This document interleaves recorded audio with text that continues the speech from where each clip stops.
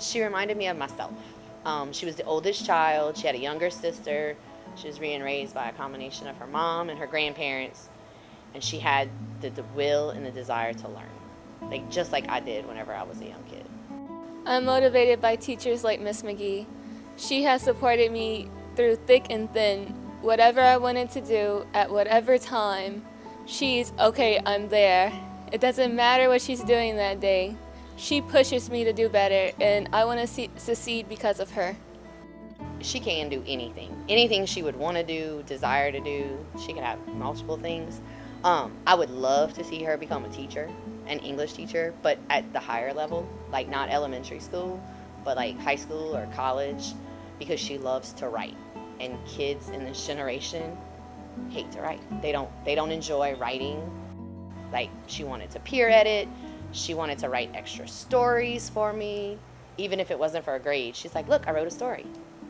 So like, she could do anything, because writing is a skill that kids these ages just don't have. So right now, I want to be a pediatric nurse. I want to care for little kids. I want to be there when they're sick, when they need checkups. So that's what I want to do for now. And when Mariah was in, I don't know, you were probably at the middle school, because you sent it with Brooke. She caught it at a Mardi Gras parade, and the gorilla was about 2.5 feet tall, and she sent it to me because I loved monkeys. And and that monkey became my mascot until Ida. And when Ida happened, I went to our old building down the bayou, and Mariah, the gorilla, was the very first thing I grabbed out of my classroom. And she now sits on my carport next to my hot tub, and she is like a staple at my house. Like, all of my students have always known who Mariah was and why I had a gorilla named Mariah in the back. And that was 2 years after she had been in my room. She sent me a gorilla because she remembered that I loved monkeys. Well, rooted in my heart, I'm a down to bayou girl. So I'll be kicking it in Dulac. I don't know if I'll be a nurse or not, but I'll still be caring for people. We've remained close, and we have lots of good memories. I marched in a parade with her one year because her mama made a joke that I would never I wouldn't sacrifice that much for her. So I did. I marched a whole mile in the Mardi Gras parade. It was not fun, but I did it. And watched her dance. And that's been another moment, a memory that I'll always have of her.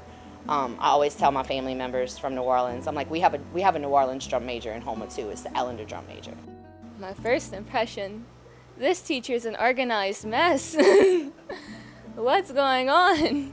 And I realized in her dysfunctional room, she is the most functional teacher. She puts the fun in dysfunctional. I always told them it didn't matter who they were, what they did, that, history's never made by following all the rules. Be yourself. It's okay to be different and not stay in that mold, that society wants you to be in. She wasn't like everybody else. All these teachers, the nice little jackets. She's pajamas every day, hair all over.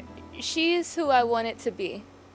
She was you can be different. It's okay if you don't look like everybody else. She was that, Mariah, you're special. I have always wanted to be a teacher. My kindergarten teacher will tell you that when I was in her class, I used to say I wanted to grow up and be just like her. And I actually taught kindergarten at St. Matthew's, which is where I went to school my very first year before I became a certified teacher. She was basically my mold. She made me, everything I've ever wanted to do, caring for people like she cared for me, supporting people. If she could come to my doctor appointment, she would. She made me Mariah. I can never give another teacher that title because she's my reason for doing everything that I do. Every single accomplishment, she's invited to everything. Miss McGee is that inspiration, and when I think of inspiration, I see Miss McGee, so that's why I chose her.